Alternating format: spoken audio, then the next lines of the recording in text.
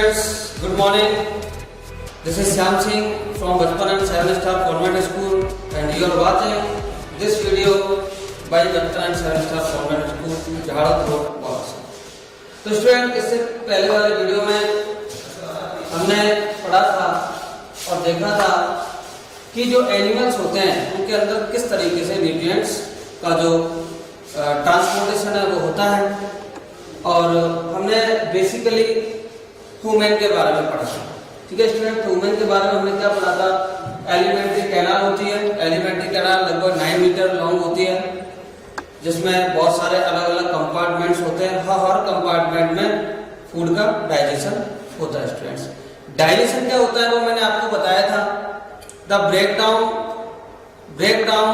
Of the complex food components, breakdown of complex food components into simpler food substances is called digestion।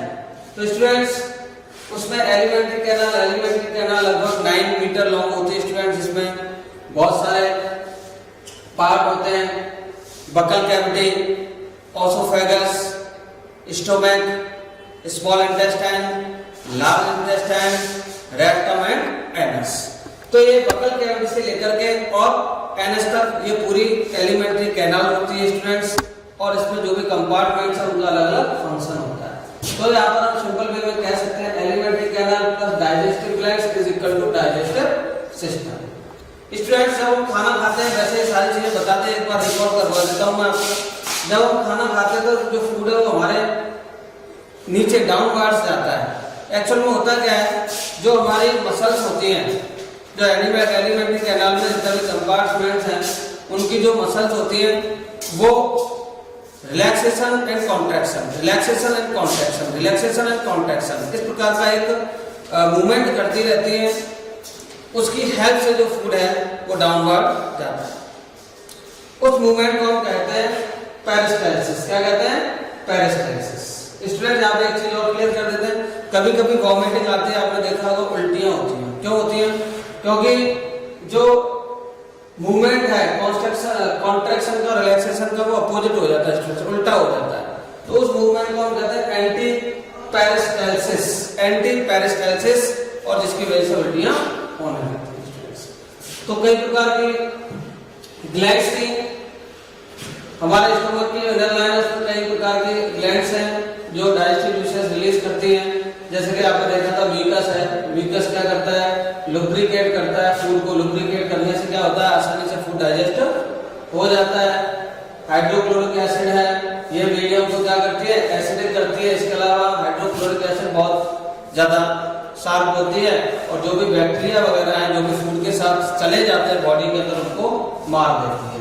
ठीक है, क्योंकि medium को acidic करती है। Acidic करने पर जो पेप्सिन नाम का एक एंजाइम होता है जो प्रोटीन को सिंपल सबस्टेंसेस में अमीनो एसिड में कन्वर्ट करता है, वो केवल एसिडिक मीडियम में ही वर्क करता है।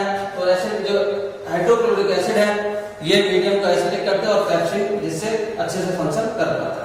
बाइल है, ये लीवर रिलीज करता है और ये गॉल ब्लैडर में जाके कलेक्ट हो जाता है। ये येलोइश ग्रीन, पीले हरे रंग का एक वाटरी फ्लूइड होता है। ठीक है, जिसका काम होता है जो फैट है उसको फैटी एसिड्स में बदल देना। तो ये सारी चीजें थी स्टूडेंट्स, और आपको ये भी बताया था जब फूड हम बॉडी के अंदर लेते हैं उसको हम इंजेक्शन कहते हैं।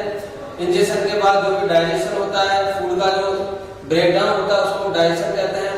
डाइजेशन के बाद जो स्मॉल इंटेस्टाइन है वो कंप्लीट डाइजेस्टिव साइट होती है। स्टूडेंट्स, कंप्लीट डाइजेशन फूड का स्मॉल इंटेस्टाइन में होता है। थोड़ा बहुत जो रह जाता है, थोड़ा बहुत परसेंटेज वो वाटर है और सॉल्ट्स है वो जाके लार्ज इंटेस्टाइन में उनका पूरा जो है वाटर एब्जॉर्ब कर लिया जाता है। कुछ सॉल्ट्स हैं वो एब्जॉर्ब कर लिए जाते हैं और उसके बाद जब वो रेक्टम तक पहुंचता है लार्ज इंटेस्टाइन के बाद, तो वो एक सेमी लिक्विड अनडाइजेस्टेड वेस्ट बन जाता है। उसे एनस के द्वारा बॉडी से बाहर निकाल दिया जाता है। तो एब्जॉर्प्शन कहाँ होता है? स्मॉल इंटेस्टाइन में।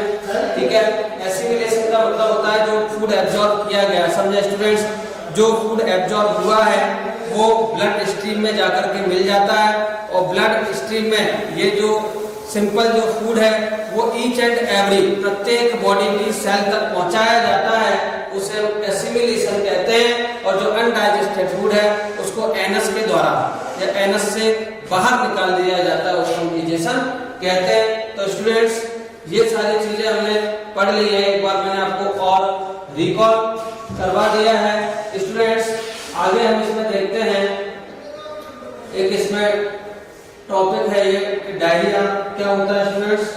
तो मैं आपको बता दूं कि जो डायरिया है डिहाइड्रेशन से बना हुआ है स्टूडेंट। किससे? डिहाइड्रेशन। डिहाइड्रेशन का सामान्य जो हिंदी में अगर हम मतलब समझें तो डिहाइड्रेशन का मतलब होता है पानी की कमी। स्टूडेंट्स क्या होता है? पानी की कमी, वाटर की कमी।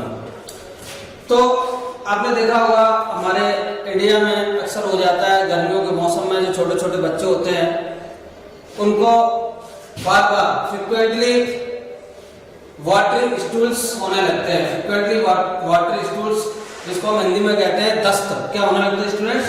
दस्त। तो उसके अंदर क्या होता है, जब कंटिन्यू दस्त होने लगते हैं तो जो बॉडी है, बॉडी के अंदर वाटर की कमी आ जाती है और जो सॉल्ट्स होते हैं हमारी बॉडी के अंदर वो सारे उस वाटर के साथ रिमूव हो जाते हैं। तो वो होता है डिहाइड्रेशन स्टूडेंट्स। क्या होता है? डिहाइड्रेशन। और कभी कभी बहुत ज्यादा फैटल भी बहुत ज्यादा घातक भी हो जाता है, कभी कभी बच्चों की मृत्यु भी हो जाती है। तो इसको हल्के में नहीं लेना चाहिए, तुरंत इसका इलाज करवाना चाहिए। तो पानी की कमी की पूर्ति करने के लिए ज्यादा से ज्यादा पानी पिलाएं। तो एक घोल आता है स्टूडेंट, सॉल्यूशन आता है ORS, ओरल डिहाइड्रेशन का अपोजिट डिहाइड्रेशन, मतलब पानी की पूर्ति को पूरा करना। ओरल डिहाइड्रेशन सॉल्यूशन मार्केट में इसके पाउच मिलते हैं, चाहे तो हम घर पे भी बना सकते हैं। एक चुटकी नमक ले लें, एक पिंच हम शुगर ले लें और दोनों को डाल के उबाल लें उसको और उसको पिला दें तो जो ORS सॉल्यूशन बन जाता है। तो ये डायरिया था, काफी घातक बीमारी है, बच्चों के लिए काफी नुकसानदायक है, इसको हल्के में हमें नहीं लेना चाहिए स्टूडेंट्स। ठीक है, तो ये सारा अभी तक हमने पढ़ा था स्टूडेंट्स। किसके बारे में? ह्यूमन बीइंग के बारे में। अब बात आती है कुछ एनिमल्स ऐसे भी होते हैं जो ग्रास खाते हैं। क्या खाते हैं? सिर्फ चारा खाते हैं, घास खाते हैं। उनके अंदर क्या प्रोसेस रहती है स्टूडेंट्स? तो मैं आपको बता दूं, आपने देखा हो कई बार जो गाय है या भैंस है, बफेलो है या काव है, वो चारा तो जल्दी जल्दी खा लेते हैं, हमारी तरह चबाने का, चीविंग का काम नहीं करते हैं। तो सबसे पहले वो स्वेलिंग करते हैं। क्या करते हैं? स्वेलिंग मतलब स्वेलो, जल्दी से जल्दी निगलने का काम करते हैं। अच्छा, ऐसा क्यों करते हैं स्टूडेंट्स पता है आपको? वो इसलिए करते हैं ताकि वो कम समय में ज्यादा से ज्यादा भोजन कर सकें। फिर क्या होता है, जब ये फूड अंदर चला जाता है स्टूडेंट्स, तो इनके स्टोमैक में एक पार्ट होता है, र्यूमेन कहते हैं स्टूडेंट्स। क्या कहते हैं उसको? र्यूमेन। क्या कहते हैं स्टूडेंट्स? र्यूमेन। तो र्यूमेन में जाकर के ये कलेक्ट हो जाता है और कलेक्ट होने के बाद वहां पर एक पार्शियली मतलब आंशिक रूप से वहां पर डाइजेस्ट हो जाता है और डाइजेस्ट होने के बाद वो र्यूमेन के अंदर कलेक्ट रहता है। लेकिन जब बाद में ये खाने के बाद फ्री हो जाते हैं तो उसके बाद फिर ये क्या करते हैं कि धीरे धीरे, और जो पार्शियली डाइजेस्टेड जो फूड होता है र्यूमेन के अंदर उसे हम कड कहते हैं स्टूडेंट्स। क्या कहते हैं? कड। और जब बाद में फ्रीली बैठ जाते हैं तो धीरे धीरे ये र्यूमिनेशन करते हैं, जिसको हम जुगाली कहते हैं। क्या करते हैं? मुंह चलाते हैं। आपने देखा होगा कुछ खा नहीं रहे हैं फिर भी मुंह चला रहे हैं। ठीक है, तो वो क्या करते हैं, जो कट होता है उसके लंप बनाते हैं। क्या बनाते हैं? लंप। लंप का मतलब होता है घास टाइप में इतने बड़े बड़े, और वो लंप धीरे धीरे बैकवार्ड दोबारा उनके मुंह में आते हैं और फिर अच्छे से वो धीरे धीरे उनको चबाते हैं और उसका डाइजेशन करते हैं। तो ये जो प्रोसेस है उसको हम कहते हैं रिमिनेशन। क्या कहते हैं? रिमिनेशन। का जो कट है उसको दोबारा से cut, but later the cut returns to the mouth in small lumps and animal chew this process called rumination. और ऐसे जो एनिमल्स है उनको हम कहते हैं रिमिनेंट्स, क्योंकि इनके जो स्टोमक होता है उनके अंदर एक र्यूमेन र्यूमेन नाम का एक चैम्बर होता है जिसके अंदर एक फूड कलेक्टर होता है और इस र्यूमेन से धीरे धीरे लंप आते रहते हैं और उनको वो डाइजेस्ट करते रहते हैं। तो ऐसे एनिमल्स को रुमिनेट्स कहते हैं, इस प्रोसेस को रुमिनेशन कहते हैं। तो यहाँ पे आप देख सकते हैं ये काव है, ये काव है, ये ल्यूमेन है, इसका क्या है, ल्यूमेन है, ये ऑसोफेगस है, फूड पाइप है जो हमारे अंदर में होती है, ठीक है, ये इसके स्मॉल इंटेस्टाइन है, ठीक है फ्रेंड्स, और ये जो है पूरा प्रोसेस है, ठीक है। अब बात आती है ये स्टोमक है, ये पूरा क्या है फ्रेंड्स, ये पूरा स्टोमक है, स्टोमक में ल्यूमेन पार्ट है, यहाँ पर आके फूड कलेक्ट हो जाता है, फूड कलेक्ट होने के बाद फिर जो कड है वो यहाँ से वापस उनके अंदर जाता है, यहाँ पर लंप की फॉर्म में, और धीरे धीरे उसको चीव करते हैं, ठीक है। ये इसकी लार्ज इंटेस्टाइन है, स्मॉल इंटेस्टाइन है स्टूडेंट्स, ठीक है। इस तरीके से जो रूमिनेंट्स है उनके अंदर डाइजेशन कंप्लीट होता है स्टूडेंट्स, ठीक है। अब बात आती है हम लोग चारा क्यों नहीं चबा सकते, हम लोग जो चारा है उसको क्यों नहीं डाइजेस्ट कर सकते, तो स्टूडेंट्स के पीछे रीजन है कि इनके पेट में एक विशेष प्रकार का बैक्टीरिया होता है, स्पेशली एक बैक्टीरिया होता है जो ये जो हार्ड जो कार्बोहाइड्रेट है, जो कार्बोहाइड्रेट कौन सा कार्बोहाइड्रेट स्टूडेंट, सेल्यूलोज, बहुत टफ कार्बोहाइड्रेट होता है जिससे हमारी बॉडी डाइजेस्ट नहीं कर सकती, तो इसका जो स्टोमक होता है उसके अंदर एक बैक्टीरिया होता है और वो बैक्टीरिया कैपेबल होता है सेल्यूलोज को डाइजेस्ट कराने में, तो आसानी से डाइजेस्ट कर पाते हैं स्टूडेंट। तो ये तो रहा आपका रूमिनेंट्स का, कुछ विशेष प्रकार के भी ऑर्गेनिज्म होते हैं, उनके अंदर एक अलग प्रोसेस होती है, ठीक है, फूड को डाइजेस्ट करने की। तो मैं आपको यहाँ पर एग्जांपल जो बुक में दे रखा है अमीबा, उसी की हेल्प से हम समझेंगे। तो ये जो अमीबा होता है सिंगल सेल्ड माइक्रोस्कोपिक ऑर्गेनिज्म होता है, प्रोटोजोन होता है, प्रोटोजोआ फैमिली से होता है, और ये पानी के अंदर रहता है स्टूडेंट्स, माइक्रोस्कोपिक होता है, सिंगल सेल्ड होता है, ठीक है। तो इसकी जो बॉडी होती है ये इसकी सेल वॉल स्टूडेंट्स क्या है, ये सेल वॉल होती है चारों तरफ, ठीक है। एक डेंस और स्पष्ट रूप से दिखने वाला एक न्यूक्लियस होता है, ये इसके फाल्स शीट होते हैं जिसको हम सूडोपोडियम कहते हैं, सिंगुलर सूडोपोडियम होता है स्टूडेंट्स, और इन्हीं फाल्स शीट की हेल्प से ये फूड को कैप्चर करने का काम करता है। ये इसके अंदर फूड वैक्यूल्स आप देख रहे हैं, ये क्या है, फूड वैक्यूल्स है जो पानी के बुलबुले की तरह होते हैं, और इसकी एक प्रोसेस होती है मैं आपको बता देता हूँ स्टूडेंट्स। अमीबा करता क्या है, ये बाकी ये जो सारे फूड वैक्यूल्स है न्यूक्लियस है साइटोप्लाज्म के अंदर रहते हैं स्टूडेंट्स। तो स्टूडेंट्स ये इसका जो फूड है वो इससे भी ज्यादा छोटे जो माइक्रोस्कोपिक जो ऑर्गेनिजम्स है उनको ये खाता है, उनको कंज्यूम करता है स्टूडेंट्स। तो इसकी प्रोसेस क्या है वो मैं आपको एक बार बता देता हूँ, डायग्राम में देखना आप। जब वाटर में मूविंग करता रहता है तो जैसे इसको कोई फूड पार्टिकल मिलता है जो इससे भी छोटा होता है, suppose this is food particle and these are pseudopodia, okay students. तो ये क्या करता है, ये फाल्स फीट होते हैं और ये फाल्स फीट फिंगर की तरह लाइक फिंगर, ये अपनी शेप साइटोप्लाज्म, जिस तरफ साइटोप्लाज्म क्योंकि लिक्विड फॉर्म होता है तो साइटोप्लाज्म की हेल्प से ये अपनी आकृति को, इसकी जो शेप है उसको चेंज करता रहता है स्टूडेंट्स। तो जैसे ही फूड आता है, फूड के पास में आता है, इसको फील हो जाता है स्टूडेंट्स। तो फिर ये क्या करता है, अपने जो फाल्स फीट है उनको फूड के चारों ओर इस तरीके से, फूड के चारों ओर इस तरीके से फूड को घेर लेते हैं और यहाँ से फिर ब्रेक कर देता है, और ब्रेक होने के बाद जो फूड है ये फूड वैक्यूल के अंदर आ जाता है स्टूडेंट्स। ये फूड आ गया फूड वैक्यूल के अंदर। फिर यहाँ पर डाइजेस्टिव जूसेस है इसके अंदर, इसकी बॉडी के अंदर काफी, तो फिर ये क्या करता है उस फूड को डाइजेस्ट कर लेता है। डाइजेस्ट करने के बाद फिर क्या होता है, एक फूड डाइजेस्ट होने के बाद फिर ये किसी भी जगह से जब डाइजेस्ट हो गया तो वेस्ट, भाई डाइजेशन हो रहा है तो वेस्ट मटेरियल ऑब्वियस सी बात है कि बनेगा, तो फिर ये अपनी बॉडी को कहीं से भी रैप्चर कर देता है, कहीं से भी तोड़ लेता है, अपनी बॉडी कहीं से भी रैप्चर कर सकता है, और रैप्चर करने के बाद ये वेस्ट मटेरियल बॉडी से बाहर वाटर के अंदर ही रिलीज कर दिया जाता है। तो ये प्रोसेस होती है आपकी अमीबा की, ठीक है स्टूडेंट्स। तो ये अमीबा का रूमिनेंट्स का मैं आपको बता ही चुका हूँ, ठीक है। तो ये सारी जो प्रोसेस है डाइजेशन वाली प्रोसेस है, ये चाहे छोटा ऑर्गेनिज्म है चाहे बड़ा है, सबके अंदर होती है। एक बार मैं आपको रिकॉल करवा देता हूँ, एक बार और चैप्टर लास्ट में चैप्टर आपका ये फिनिश हो चुका है स्टूडेंट्स।